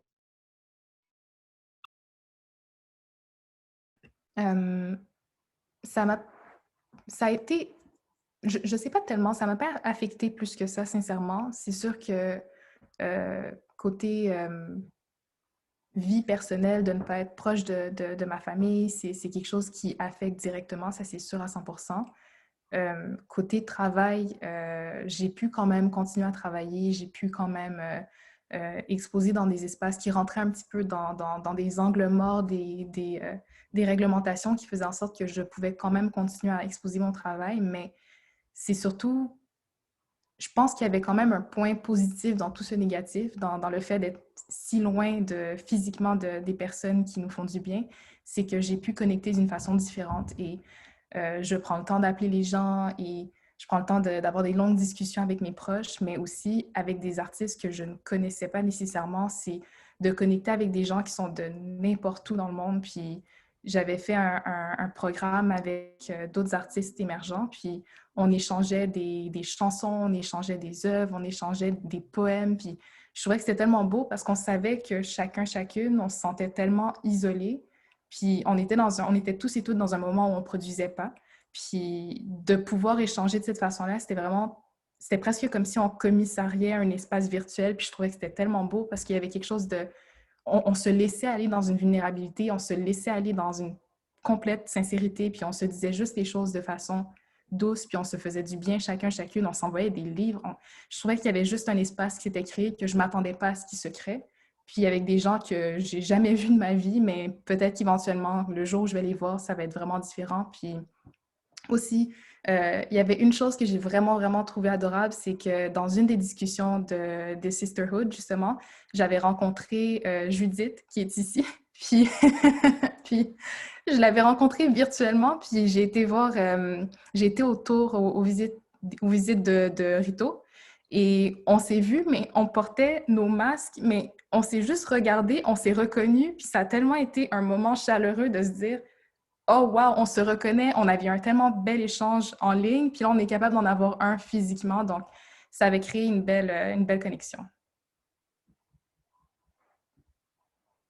Super, merci, merci beaucoup. J'aime comment que le sisterhood, il y a des connexions qui se font. Voilà. Voilà pourquoi c'est important, une conversation. OK, j'ai deux questions, peut-être les deux dernières questions, puis après ça, on va y aller avec la conversation tout ensemble. Oh, OK, il y a genre tellement de questions. OK, wow. On va commencer avec une. OK, Afouali, je pense que ta question était... OK, je vais la dire en anglais et je vais essayer de la traduire en français aussi, OK? Is technology something that you have used or plan on using as a tool to make art accessible to a wider audience? Est-ce que la technologie, c'est quelque chose que vous utilisez ou que vous planifiez d'utiliser comme outil pour que votre art soit un peu plus accessible à une audience plus large? Je ne sais pas qui aimerait répondre. Michael. Michael, est-ce que tu veux répondre? Oui, c'est sûr que je suis encore dans mes réflexions, honnêtement, pour mon travail de tissage, comment le rendre accessible en ligne. Mais vu que j'ai un travail qui est quand même un travail d'installation aussi, j'avais fait 2 vidéos d'une interview de James Baldwin qui, elle, est plus accessible justement en ligne, mais je ne sais pas encore comment rendre accessible tout ce qui a comme une richesse à être matérielle et à être tangible, comment le mettre en ligne. J'avais fait quelques essais, honnêtement, de galeries virtuelles, puis je ne sais pas à quel point c'est vraiment cette voie-là qui m'intéresse parce que j'ai l'impression on a tendance à calquer les choses dont on n'a plus accès au lieu de réfléchir à de nouvelles interventions, réfléchir à de nouvelles façons de voir les choses. Donc, c'est encore une réflexion que j'ai en ce moment. Donc, je suis... Ouais. Super. Merci de ta réponse. Véronique, est-ce que tu veux rajouter? Oui, je dirais que c'est la même chose un peu pour moi. Tout ce qui est travail beaucoup plus matériel, comme justement ma pratique artistique à moi, personnellement, c'est beaucoup plus, justement, c'est très important de vivre euh, de experience, to experience Ouais, ouais. les œuvres en personne. Mais je dirais que du côté de mon collectif, justement, notre travail est beaucoup plus sous forme médias sociaux, de vidéos, de photographie, de graphisme. C'est beaucoup plus, c'est ça, c'est beaucoup plus possible de incorporer ça ou d'utiliser justement la technologie, c'est le médium. Donc, ça se fait beaucoup plus facilement. C'est sûr que justement, ça devient beaucoup plus innovateur ces temps-ci euh, de rendre virtuel certaines expériences ou certains événements qu'on a en personne d'habitude. Sauf que c'est ça, c'est toujours un peu... c'est ça, c'est toujours pas... J'ai toujours pas figuré comment, comment, que, comment que je m'approcherais à ça. Merci. Il y a RJ qui avait une question, mais je pense que je vais vous la poser. On va la poser aussi au public parce que tes deux questions sont vraiment intéressantes. Puis ça suit un peu. En fait, quand RJ, tu fais partie de l'équipe parce que tu es vraiment dans notre ligne directrice. En fait, quand je veux juste avant tout vous remercier pour la première partie, Véronique et Michaël. Merci pour votre ouverture et votre partage pour cette expérience virtuelle. Donc, pour la prochaine et dernière partie, on va discuter ensemble. Qu'est-ce qu'on va faire? C'est qu'on va discuter en grand groupe et on va vous mettre quelquefois en petits groupes. Et on va inviter tout le monde à participer. Je vous invite aussi, Michaël et Véronique, à participer aussi si vous voulez répondre. Donc, qu'est-ce que j'aimerais faire? C'est que j'aimerais approfondir sur le thème de l'importance de l'imaginaire pour le futur. Et dans ce cas-ci, je veux utiliser le terme d'imagination radicale, Radical Imagination, que je pense que c'est un thème qui prend de plus en plus d'ampleur, surtout cette année. C'est un terme qui peut sembler nébuleux. Et moi, j'aimerais savoir puis aussi le public est invité à partager, comment que vous décriviez l'imagination radicale. En fait, qu'est-ce qui vous vient à l'esprit quand vous entendez ce terme-là? Je ne sais pas s'il y a des personnes du public qui veulent partager et répondre à la question. Puis après ça, je pourrais peut-être demander à vous trois, et même toi, Niti, si tu veux répondre, c'est quoi en fait c'est quoi qui vient en tête quand vous entendez le thème Radical Imagination? Est-ce que quelqu'un du public veut partager ou sinon, je peux envoyer la question à nos deux invités? Je vois pas. OK. Michaël, Niti, Véronique, est-ce que vous voulez partager? Moi, rapidement, ça me fait penser à comme un activisme innovateur. Mhm. Il y a pas de mauvaise réponse, hein? Et Michaël, est-ce que toi, ça te dit quelque chose? Est-ce que ça te parle? Est-ce que c'est un terme que tu utilises dans ton travail?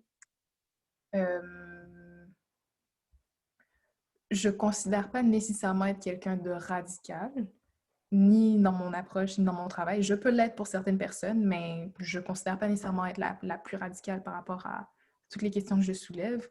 Mais je pense qu'une imagination radicale, ce serait dépendamment de qui est dans cet imaginaire radical ou dans cette imagination radicale, qui pose le discours.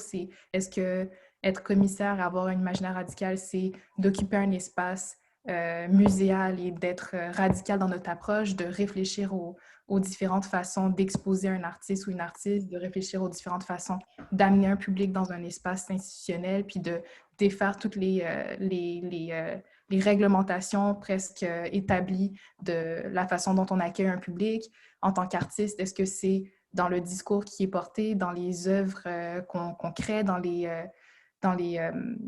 communautés qu'on interpelle? Est-ce que ça peut répondre un peu à... Je ne sais pas si je vais... Non, non, tu réponds bien. Comme je vous dis, il n'y a aucune mauvaise réponse. Au contraire, on parle d'imagination là, donc ça peut être vraiment n'importe quoi que c'est ça ta définition.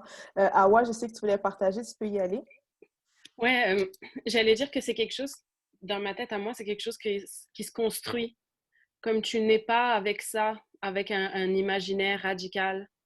Puis, pour reprendre qu'est-ce que Michael disait tantôt, c'est qu'il y a une différence entre comme tenir un discours et mener une action. Puis ça prend du temps. Comme moi, j'ai la conviction que je suis ni née femme, ni féministe, ni rien du tout. Genre, comme je suis pas née afroféministe ou féministe intersectionnelle, comme c'est quelque chose que j'ai appris en grandissant. Puis après, comme j'ai appris d'abord dans un discours et après, j'ai pris des actions, genre dans ma carrière et tout ça. So, je pense pas que... Ouais, je pense que l'imaginaire radical, il se construit, puis après, et ça se construit dans la déconstruction. Parce que tu re-questionnes après plein de points de vue que tu as eu, comme il y a plein de mouvements comme dans les Black Studies maintenant qui re-questionnent même des notions scientifiques comme celle de l'anthropocène, qui est comme l'air terrestre dans lequel on vit, et comment l'image de l'anthropocène qu'on a eue, elle est centrée aussi dans le white suprematisme, elle est centrée aussi dans le colonialisme, dans le capitalisme, et que finalement, de le remettre dans une perspective noire, ben, ça veut dire qu'on change finalement la perception qu'on a de la Terre et de comment est-ce qu'elle a évolué, parce que du coup, tu prendrais en considération, comment dire, le on n'a pas pris en considération quand quand on a développé le concept d'anthropocène que le capitalisme allait nous faire avancer tellement vite et allait comme changer la structure de la Terre tellement vite. Et finalement, comme dans les cultures afro-descendantes, dans les cultures autochtones, on a une autre vision du temps, on a des visions décoloniales de qu'est-ce qui se passe et tout ça, puis comment est-ce que finalement ça nourrit la façon qu'on a de faire sens du sol ou du temps. Et du coup, c'est comme ça que je pense qu'on construit cet imaginaire radical.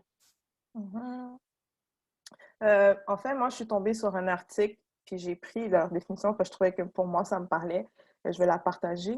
Euh, en fait, quand l'imagination est aussi vocatrice qu'insaisissable, non seulement l'imagination nous permet de nous projeter au-delà de notre propre espace et temps immédiat, mais elle nous permet également d'envisager l'avenir en tant qu'individu et collectif. L'imagination radicale est la capacité d'imaginer le monde et la vie, c'est le courage et l'intelligence de reconnaître que le monde peut et doit être changé. Dans ce cas-ci, je dirais doit être changé, surtout pour 2020. L'imagination radicale ne consiste pas seulement à rêver d'avenirs différents, il s'agit de ramener ces possibilités du futur pour travailler sur le présent, pour inspirer l'action et de nouvelles formes de solidarité d'aujourd'hui. Et je vais quote Angela Davis qui nous dit Radical literally means to get to the roots of things.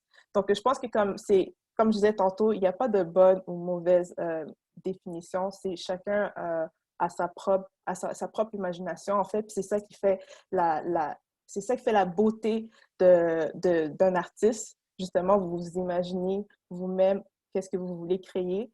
Et qu'est-ce que j'aimais avec ce terme-là, c'est que avec le Radical Imagination, il n'y a aucune barrière. Comme vous pouvez trouver toutes les solutions les plus folles, mais c'est vraiment d'y aller à la source et de ne pas penser de pas vous mettre de barrière, en fait, sur qu'est-ce que vous voulez créer. Donc, c'est un peu comme ça ma définition pour le Radical Imagination, mais c'est sûr qu'en ce moment, on parle vraiment, quand j'ai fait mes recherches, ce terme-là est vraiment beaucoup utilisé pour penser au futur. Puis, je pourrais même faire un lien avec l'afrofuturisme. C'est comme deux termes qui sont souvent mis ensemble. Puis, bon, c'est ça que je voulais qu'on développe pour la conversation. Donc, Niti, je pourrais te laisser poursuivre. Puis, ça va être une question pour le public, comme on a fait aussi.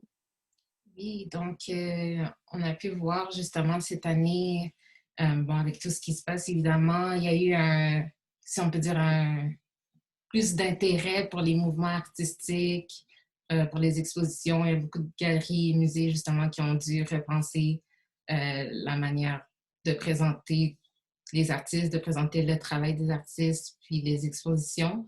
Donc, la question par rapport à ça, en fait, ce serait pourquoi ça a pris ça, si on peut dire, pour avoir repensé un système et aussi comment ça affecte le monde artistique, les artistes, etc.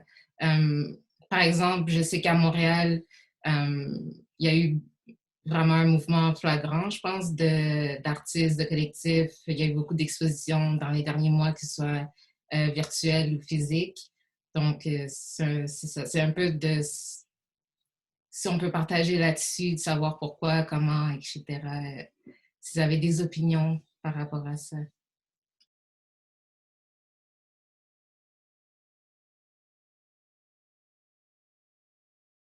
Genre, c'est trop drôle parce que, genre, je vois pas les visages de personne d'autre, mais je vois comme les visages, puis tout le monde est en train de réfléchir. Fait que je pense que comme, on peut prendre ce moment-là pour être comme, OK, c'est vrai que comme 2020, c'est quoi qui a fait en sorte que comme... Mais est-ce que c'est le fait que justement, c'est parce qu'on le voyait, on était vraiment comme, on attendait qu'il se passe quelque chose? Tu sais, pour moi, ma réponse, euh, le pourquoi, c'est vraiment justement parce que je pense que comme c'est le temps de comme tout déconstruire qu'est-ce qui a été fait avant. Tu sais, on voit que ça ne fonctionne plus. Puis aussi, je pense que, tu sais, qu'est-ce que moi j'aime, tu sais, je ne me considère pas artiste, mais Nitya a dit que je pouvais dire que j'étais une artiste, donc je vais dire que je suis une artiste. Mais j'aime le fait que comme c'est en... Qu'est-ce qui est arrivé cette année, c'est qu'il fallait réfléchir, ben, suite à la COVID, là, je dirais au mois de mars, il fallait vraiment prendre le temps de réfléchir à qu'est-ce qu'on allait faire pour la suite parce qu'on ne savait pas qu'est-ce qui se passait. Puis au fur et à mesure, c'est tout en ça qu'on fait, même en ce moment. Des fois, ça ne paraît pas, mais on est encore en temps de COVID et des fois, il faut quand même réfléchir à qu'est-ce qui va se passer en 2021. Donc, je pense que c'est juste le fait on a tout été sur pause tout en même temps. Puis là, on a plus de temps pour vraiment comme penser et vraiment prendre le temps de s'imaginer, OK, c'est quoi le futur qu'on aimerait avoir, que ce soit en tant que créatif, en tant qu'artiste, juste en tant que personne. Donc, je ne sais pas si c'est la bonne réponse pour la question qu'on a demandée, mais je ne sais pas, j'inviterais quelqu'un d'autre à partager si vous voulez. Ou est-ce que la question est vraiment trop difficile? Yariji, tu veux y aller? Ben, moi, merci Anna de ce que tu disais. Moi, j'ai pas de réponse, hein, bien sûr, mais quand j'entendais tout le monde parler, je me suis demandé si l'imagination, elle était, pour moi, l'imagination, elle me semble possible que dans l'abolition. Et c'est vraiment c'est vraiment ce qu'on retrouve beaucoup en ce moment, c'est l'abolition, et que ce soit l'abolition du capitalisme, de la suprématie blanche. Enfin, parce que je me dis que comme tu disais, c'est parce qu'on a eu le temps, parce que tout s'est arrêté et qu'il était moins question du capitalisme, il était plus question d'être à la maison et de se recentrer sur notre santé et de voilà, ne pas attraper le Covid ou quoi que ce soit. Mais ça, pour moi, ça veut dire que c'est le temps, avoir le temps d'avoir le temps, avoir le temps de penser, et donc une abolition de quelque chose. Donc pour moi, l'imagination, comme ce que disait Awa, elle est ancrée dans quelque chose comme ça. Oui, non, j'aime vraiment qu'est-ce que tu viens de partager. J'ai vu qu'il y a d'autres personnes qui se sont, vous avez ouvert votre caméra, donc est-ce que c'est parce que vous voulez partager? Oui, Gabi, tu peux y aller. Ouais, dans le fond, tu sais, c'est comme peut-être dans une lignée un petit peu plus, un petit peu moins au niveau de comme du monde culturel ou artistique établi, académique, puis un petit peu plus au niveau de comme la place de l'art dans la vie des individus. Tu sais, j'étais quand même heureuse puis surprise d'apprendre puis de voir un petit peu autour de moi que j'avais l'impression qu'il y avait une espèce d'éclos qui s'est fait vraiment au niveau de l'art puis la place à l'art dans les gens qui se sont jamais vraiment sentis à leur place à discuter de choses comme ça. Tu sais, c'est aussi comme l'ouverture de tous les établissements. Tu sais, j'ai comme avec des amis, on a écouté des pièces d'opéra à travers Zoom. Il y a plein de personnes qui se sont mis à peindre, qui se sont mis à faire du pain, qui se sont mis à tisser, à faire des choses vraiment manuelles. Puis je pense qu'en même temps, c'est qu'on pense à tous les concerts qui se sont donnés par le début des isolements, des confinements, où que les gens faisaient des concerts par leur balcon, par leur fenêtre. Je pense qu'il y a un certain tu sais, c'est comme moi, il y a une réflexion qui a été faite au niveau de comme qu'est-ce que l'art offre. Puis je pense que collectivement, on est un petit peu venu à un moment où on a comme réalisé qu'une des meilleures façons que, en tant que personne, on réussit à communiquer avec un petit peu de distance, avec un écran, dans le fond, puis quelque chose qu'on a fait à travers toutes les années, à travers comme les toiles, à travers des portraits, à travers des mouvements artistiques qui répondaient à d'autres mouvements artistiques. C'est juste, l'art permet de communiquer d'une façon où est-ce qu'on n'est plus obligé tant d'être un face à face, parce que tu peux communiquer à travers quelque chose de différent. Tu sais, tu peux connecter avec des communautés à travers quelque chose de très précis que tu peux contrôler, que tu peux avoir un certain plaisir puis participer sans sentir que... Ouais, je pense que c'est une accessibilité, dans le fond. Là. C'est le monde qui a réalisé peut-être que tout le monde a sa place dans l'art, là, puis que c'est pas un milieu aussi élitiste, puis aussi fermé, puis aussi capitaliste qu'on croit comprendre, puis que les établissements académiques nous laissent comprendre aussi. Merci Gabi d'avoir partagé. Je vais lire Vanessa Pierre qui a dit « Pour moi, l'imaginaire fait appel au soi et l'aspect radical et se donner le droit d'accéder à nous. » J'avais juste pas lu ça tantôt. Et à Fouali, est-ce que tu veux le partager ou tu préfères que je le lise? Ok, je vais lire. Art allows us to communicate, it generating positivity, community and hope. I think now more than ever we needed art as an escape, but also to give us hope. Je agree totalement avec ce que tu viens d'écrire. On va y aller avec la prochaine question. Niti, si tu veux y aller. Oui, donc cette question peut être un peu plus pour les artistes, si on peut dire, mais peut-être aussi des gens qui sont témoins de ça. Donc, de quelle manière les collaborations entre artistes affectent-elles le parcours des artistes? Je ne sais pas s'il y a des artistes qui veulent se prononcer là-dessus ou des gens peut-être qui connaissent, qui ont vu des collaborations d'artistes. Si je peux parler pour moi. Ça fait longtemps que je n'ai pas fait de collaboration. Bon. Mais oui, je peux répéter la question. La question, c'est de quelle manière les collaborations entre artistes affectent-elles leur parcours, donc le parcours des artistes qui sont dans cette collaboration-là. Ouais. Je pense que ce serait plus clair si un artiste peut-être pourrait répondre à cette question en premier. Mais je sais que toi, tu voulais partager de quoi? Ouais, en fait, moi, je disais que ça faisait longtemps que je n'avais pas nécessairement fait de collaboration, mais les collaborations dans lesquelles j'ai participé m'ont vraiment permis peut-être d'ouvrir des portes à des choses que je n'aurais pas nécessairement explorées par moi-même. C'est pour ça que j'aime collaborer avec des gens ou des artistes qui font des choses complètement différentes de moi, mais pas nécessairement dans leur manière de voir les choses ou dans leur démarche, parce que je pense que c'est important quand même de s'aligner vers la même vision. Mais par exemple, pour moi, quelqu'un avec qui j'ai une même vision, mais qui fait de la photographie, par exemple, qui est un médium que j'explore pas nécessairement, donc comment on dit ça en français, de fusionner ces deux pratiques-là pour créer quelque chose de nouveau, pour moi, c'est comme une expérience unique, puis ça permet de créer quelque chose que les gens n'ont pas nécessairement vu ou qu'on n'aurait pas nécessairement pensé à créer si on était par nous-mêmes.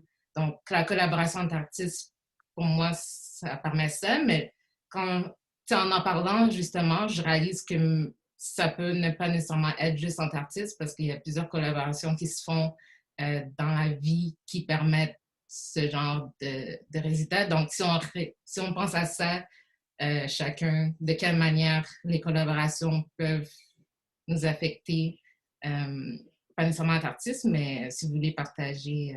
Mais je pourrais rajouter un peu une collaboration, en fait, en éthique qu'on a fait, puis je pense que ça, c'est la meilleure définition de genre le radical imagination.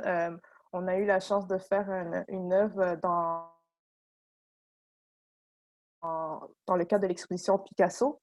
En fait, nous, c'était vraiment comme la réponse au tableau de Picasso, les Demoiselles d'Avignon. Puis, en fait, on a collaboré sur cette œuvre-là avec un groupe de personnes différentes. Donc, on avait comme Harry, photographe, moi aussi qui ai un peu joué avec la photographie. Et dites-vous, je ne suis pas photographe. Ensuite, on a demandé à Niti, est-ce que c'était possible de faire un montage? Puis, c'est quelque chose que tu ne travaillais pas. Tu faisais pas vraiment de montage avant, comme tu disais. Puis je pense que comme cette œuvre-là, c'est vraiment comme...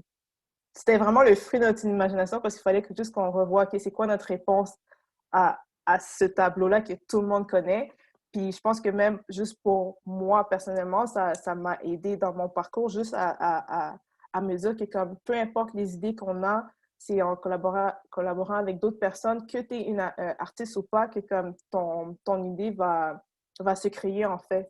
Donc, si je pourrais comme juste donner un exemple. Je sais qu'ici, il y en a plein, genre, je ne veux pas vous mettre sur le spotlight, mais je sais que comme à Foali, tu fais souvent des collaborations avec le travail que tu fais la vidéographie. Je ne sais pas si Michael, Véronique, vous voulez partager, est-ce que vous avez fait des collaborations des fois pour vos œuvres ou demander un peu d'aide, etc.? Oui, c'est sûr que dans mon collectif, j'en ai parlé un petit peu justement que comme le produit de ce qu'on fait ensemble n'a rien à voir avec ce qu'on ferait individuellement. Nos pratiques individuelles, on est toutes les trois artistes, ont rien à voir avec ce qu'on fait en collectif. C'est vraiment un endroit où est-ce qu'on peut expérimenter, puis c'est ça, jouer avec des idées qu'on filtrerait peut-être un peu plus si on approcherait cet angle individuellement, mais justement en travaillant de cette façon-là, c'est vraiment fantastique de voir un peu comment nos personnalités se manifestent parce que c'est ça, les résultats sont vraiment unexpected. Ouais. J'avais fait une collaboration avec Yaridje qui est aussi en ce moment en ligne. D'ailleurs, je t'invite à ouvrir ton micro pour venir alimenter la discussion. Mais on avait fait une collaboration lors de la fresque La vie des Noirs contes cet été. Et au tout début, j'étais dans un petit stress parce que je me disais que j'étais très, très, très intéressée au Dutch wax, au tissu africain, mais que j'avais pas nécessairement toutes les connaissances et même pour ce qui est de la technique, j'étais pas sûre à 100% d'être capable de comprendre comment faire. Puis surtout, c'est des énormes lettres. Donc, je me demandais comment faire. Puis on a eu une discussion, Yaridje et moi, puis ça s'est juste développé instinctivement. On a travaillé, mais super fort et ça a juste fusionné. C'était vraiment beau comme collaboration. Je sais pas si tu vas ajouter quelque chose. Ouais, merci Mickaël. Oui, moi aussi, je suis surpris de cette collaboration parce qu'elle n'était pas prévue, en fait, à la base. Puis, ce qui a été assez intéressant, c'est que j'ai vu Mickaël qui se questionnait, puis qui avait comme un peu besoin d'aide. Puis, je lui ai juste dit, bah, c'est quoi? Enfin, c'est quoi? Puis, il y avait des choses qui étaient évidentes pour moi, qui n'étaient pas pour Mickaël. Et quand j'ai compris ce qu'elle a voulu faire, qu'elle s'était basée sur le tissu wax, mais qu'on était en face de, je me souviens, on était en face de la lettre, puis c'est vrai que la lettre était énorme. Puis, moi, la lettre était énorme, puis j'ai vraiment compris d'où est-ce que Mickaël partait, puis ce qu'elle voulait faire, puis j'ai trouvé ça génial. Puis moi, quand j'ai regardé la lettre, vu que j'ai déjà fait du street art et vu que aussi j'ai, venant d'un milieu social vraiment plus que modeste, j'ai toujours eu l'habitude de faire des choses avec pas de ressources. Puis en regardant la lettre par terre, je me suis dit, OK, on va faire des pochoirs. On va faire des pochoirs en utilisant la base, c'est-à-dire le tissu wax, la répétition, puis la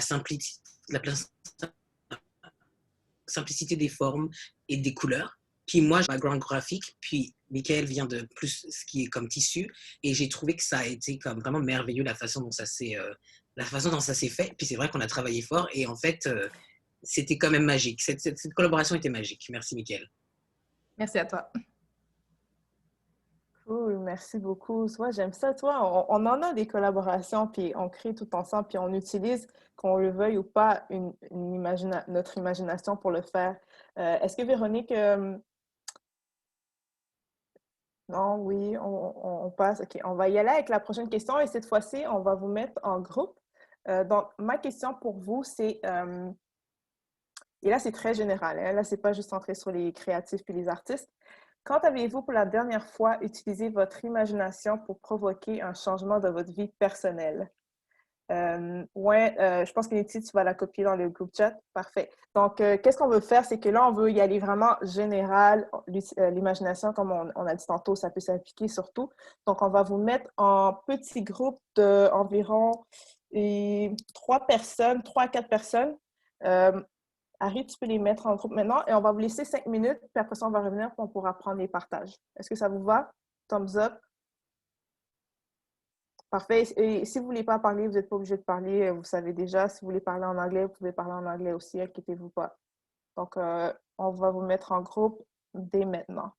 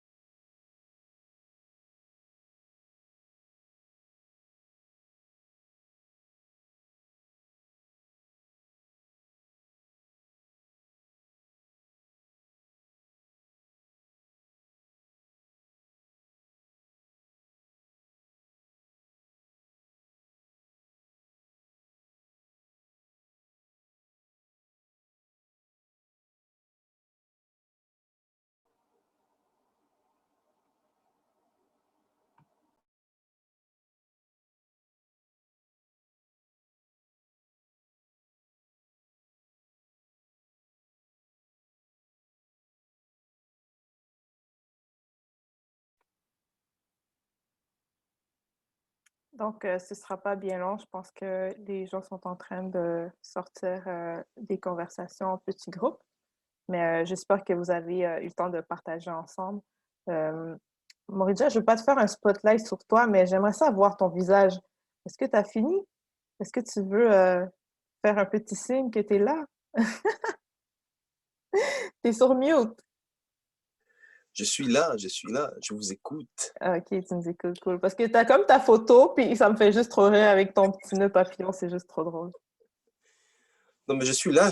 Les belles conversations, les belles discussions et les belles questions, les collaborations entre artistes et tout ça.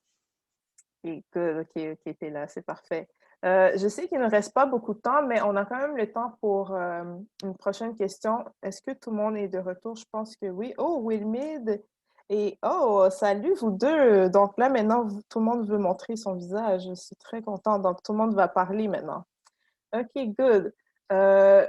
Notre prochaine question, Niti, si tu veux la poser, je pense qu'on va prendre juste les partages tout en groupe. Puis si plus de personnes veulent répondre, ce serait vraiment apprécié si vous voulez. Oui. Bon, pour finir, une dernière question assez simple, mais peut-être que la réponse n'est pas si simple. Qu'est-ce qui vous permet de rester connecté, concentré ou de rêver? Donc, ça peut être quelque chose qui fait partie de votre routine ou ça peut être très large aussi. J'ai vraiment juste un mot et c'est le truc le plus... vous allez vraiment rire de moi, mais je m'en fous, j'assume, c'est ma famille. Sans ma famille, sans ce point central, sans cet ancrage, honnêtement, je ne serais pas où je suis. Et même si mon réseau est là, même si les autres artistes m'inspirent, je pense que c'est ma famille qui vient, qui sera toujours au début, qui sera toujours le pilier de tout. C'est vraiment une bonne réponse. Merci, Michael. D'autres personnes, d'avoir le temps d'être centré. Et comment que tu as le temps d'être centré? Je pose une autre question, là.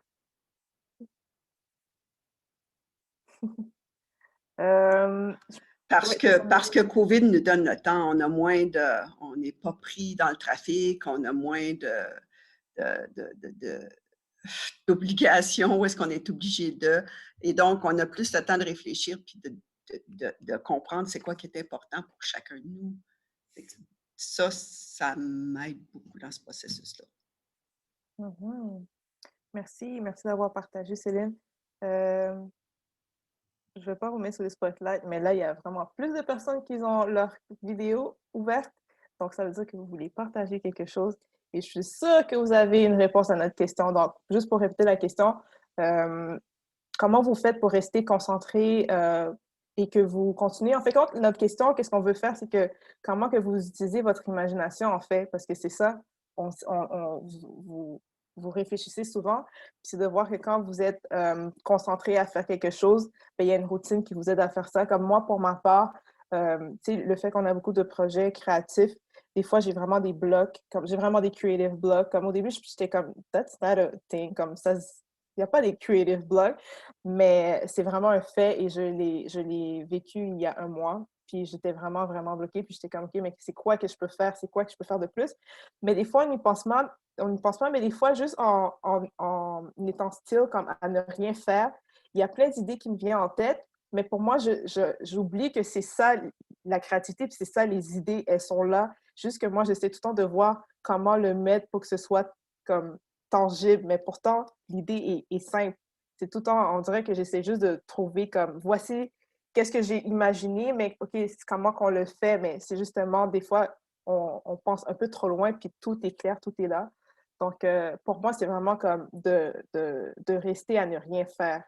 Fait que là, comme ma tête commence à penser, puis à s'imaginer plein de trucs. Donc, pour moi, ce serait ma réponse, de ne rien faire, en fait. Qui d'autre qui aimerait partager? Je vois juste les gens me regarder dans l'écran, puis je suis comme, vous voulez Moi, pas je vais partager? partager. Oui, vas-y.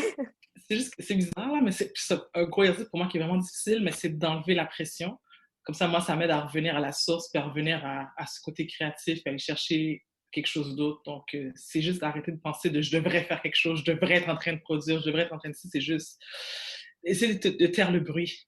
Puis c'est pas la chose facile du tout, là, mais quand j'y arrive, là, je reviens à l'essentiel, puis qu'est-ce que je veux vraiment faire, qu'est-ce que je veux vraiment créer, quel message que je veux partager, quoi que ce soit. Donc, c'est là que je vais puiser mon énergie, mais le plus dur, c'est de faire taire le bruit. Ah, non, non, non, totalement. C'est vraiment difficile de rien entendre autour de nous. Mais c'est ça, je disais, comme, c'est de ne rien faire. Parce que quand tu fais rien, ben là, le bruit, en fait, le seul bruit qu'il va avoir, c'est le bruit dans ta tête. Donc, bon, ça, c'est quelque chose d'autre encore. Véronique, j'aimerais ça que tu répondes à cette question, si tu veux. Oui, ben justement, j'allais dire justement que je pense que c'est créer sans responsabilité, sans que ce soit une responsabilité. Puis ça, je dirais en tant qu'artiste professionnel, c'est difficile des fois parce que tu as des deadlines, tu as des responsabilités administratives, tout ça, puis ça devient un peu en chemin de comme ton processus créatif. Puis justement, je dirais que ces temps-ci, à cause que tout change, puis toutes les dates sont flexibles, ça permet d'avoir un peu plus de temps pour juste être créatif ou juste créer parce que c'est dans ta nature. Je dirais que c'est là, à ce moment-là, que c'est vraiment productif. Puis ça vient à comme se perpétuer, au fond. Puis inspirer encore d'autres idées à partir de ce départ. Puis non, c'est vraiment... pour moi, c'est vraiment comme ça ces temps-ci. Merci, Véronique. Et Niti, est-ce que tu aimerais répondre à cette question? Ouais, ben en fait, c'est quand même, je pense, difficile, en tout cas pour moi, je pense, de rester concentré, puis je pense que dans les derniers mois, justement, comme, tu sais, oui, justement, on a eu plus de temps pour réfléchir, puis je pense que ça m'a vraiment affecté, puis affecté ma vision du futur, mon imagination surtout. Mon imagination a été très fructueuse, si on peut dire, dans les derniers mois. Là. Je ne sais pas, c'est dur à répondre à cette question parce que j'ai pas l'impression d'être concentrée ou de passer tant de temps à rêver parce que je suis tellement comme incertaine et je sais pas, je suis juste comme dans un mood incertain. Mm-hmm. Ouais. Non, non, je comprends totalement. Ben, en fait, quand Niti, genre, je l'en parlais récemment quand j'ai eu mon creative block, c'était la même chose. C'est comme, je savais plus. En fait, quand je trouvais que genre, c'était devenu plate, pourtant, ça n'a pas rapport, mais c'était juste devenu plate pour moi. Je pense que Naïka, oui, tu as le temps de partager, si tu veux partager ta réponse. Ah, ok, ouais, Oui, je voulais vas-y. juste dire, moi, dans le fond, dans mon cas, c'est un peu similaire à toi, Anna, mais plus dans le sens que, tu sais, oui, j'ai mes médiums, comme j'ai un background en design de mode, donc je fais des vêtements, je fais un peu de graphisme, mais la plupart du temps, quand je vais être dans un mood créatif puis que mon imaginaire va vraiment rouler, ça va être un peu dans le temps, dans les moments où je me sens un peu tracassée, genre dans ma vie personnelle ou quelque chose que j'ai vu ou que j'ai entendu m'a tracassée ou tu sais, à 2-3 heures du matin où tu es en train de dormir, mais en fait, tu dors pas, mais tu as un peu d'anxiété. Fait que là, c'est là que mon cerveau roule puis que je commence à être créatif. Fait que c'est un peu comme si l'art, c'est un peu comme ma drogue, un peu comme parfois, tu vas te ronger les ongles parce que tu es un peu anxieuse ou tu vas fumer ta cigarette parce que tu as besoin de comme te lâcher lousse un peu. Comme récemment, en fait, plus en début d'été, il y avait la pandémie et tout ça. Moi, j'étais enfermée à la maison vu que je suis immunosupprimée et que je ne pouvais pas être au travail ni rencontrer de monde. Puis, je commençais à trouver ma chambre étouffante. Fait que je me suis dit, OK, that's it, je repeins toute ma chambre. Fait que là, j'ai repeint toute ma chambre, j'ai jeté des meubles, j'ai redécoré et tout. Fait qu'en ce moment, ma chambre, c'est encore un work in progress parce que je lis maintenant des livres de design intérieur, je regarde ses pages Instagram de meubles vintage et tout ça. Puis ouais, ça va souvent être, je vais souvent avoir des moods créatifs quand je suis pas bien.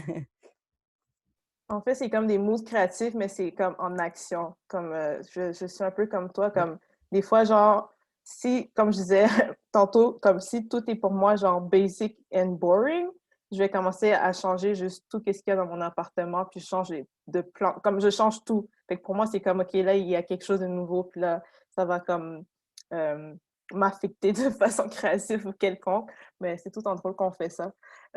Donc, merci d'avoir partagé. Bon, il ne nous reste pas beaucoup de temps, mais je voudrais prendre un moment pour remercier nos deux invités, Mickaël et Véronique, d'avoir accepté notre invitation. Je vous suggère fortement de les suivre sur les réseaux sociaux, sur leur site, de suivre qu'est-ce qu'elles font.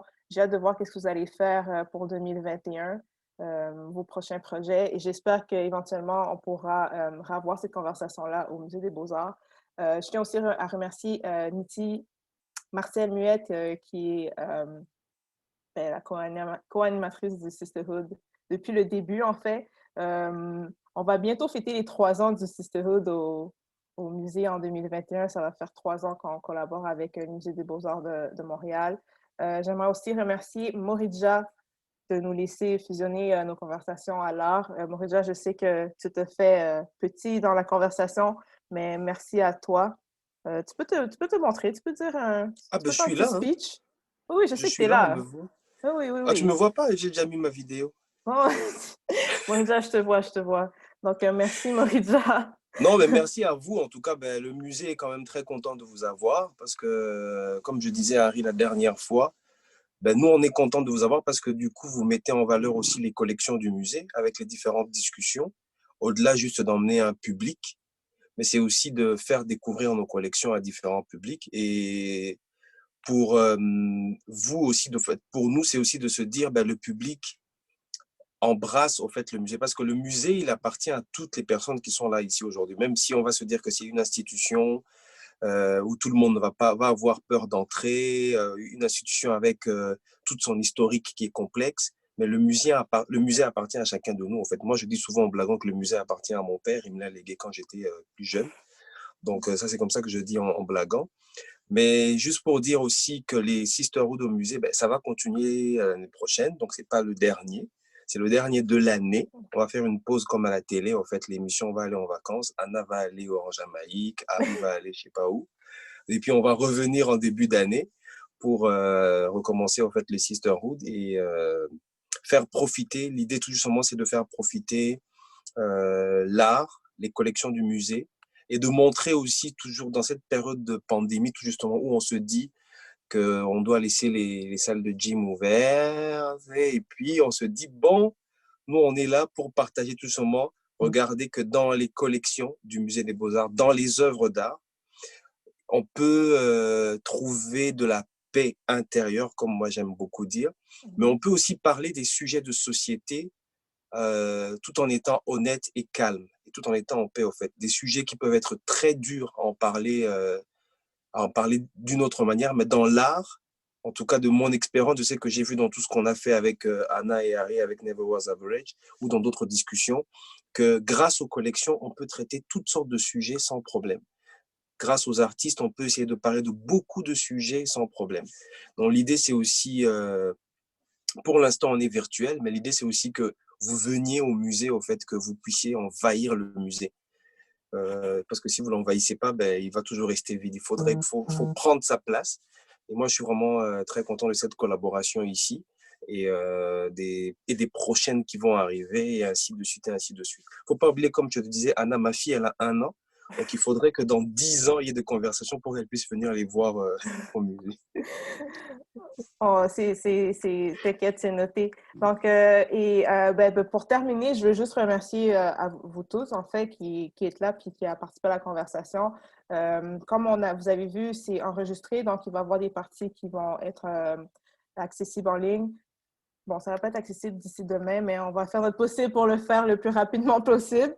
Donc, sur ce, avant de vous laisser, je vais juste vous laisser avec un quote de Sage Crump qui dit « Nothing happens in isolation. There is always a squad, collaborators, a body that supports change occurring. » Donc, je voulais juste vous laisser avec cette quote qui est super intéressante. Et sur ce, je vous souhaite un merveilleux après-midi. Et allez prendre de l'air, même s'il fait froid, profitez-en. Merci beaucoup. Merci Niti, merci Johanna. Merci Niti, merci Anna, merci Harry, merci Moridja, merci tout le monde. Merci à vous.